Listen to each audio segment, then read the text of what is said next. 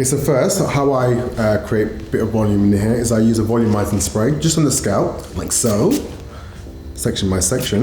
With sprays, they're quite light, whereas creams, I think they weigh the hair down. So on thicker hair, I would use the cream, but on finer hair, I would use a spray. Okay, so just combing that through, make sure it's all evenly distributed. And now just a smoothing cream, just so the ends are not really frizzy when I blow dry. Just kind of seal those ends in.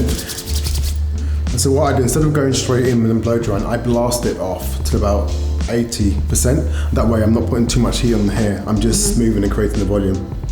And when you put the hair dryer on, what level are you doing it at? Because I always put it on at the hottest because I figure it's the time thing that it'll get it done quicker, but that's maybe not the best thing for my hair. So I would say hot to blast, medium to smooth.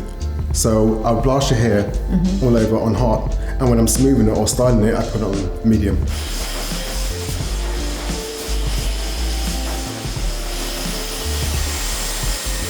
Section by section, I'm going to remove the hair that I'm not working with.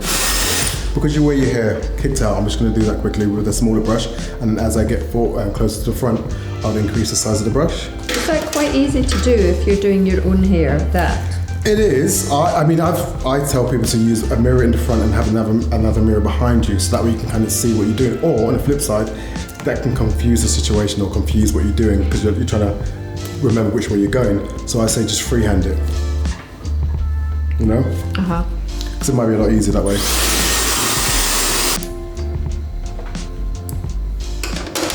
I notice when you're blow drying it, the air is going away from it's directing it, yeah. Well, you create some volume when you put it at the root. That's why I turn the heat down, so that you don't burn the hair or burn your scalp. Or the scalp. And you always start from the back and go forward. Forward, yeah. Some people start from the front and work their way back. If you have curly hair, I would start at the front, because the front of the hair is one that dries quicker. And if you're with curly hair, you want to smooth it out before it dries. Look at that volume. Okay, so now with the flat brush, I'm just going to move the hair in all different directions so I can kind of push it into place without being too flat or static or still.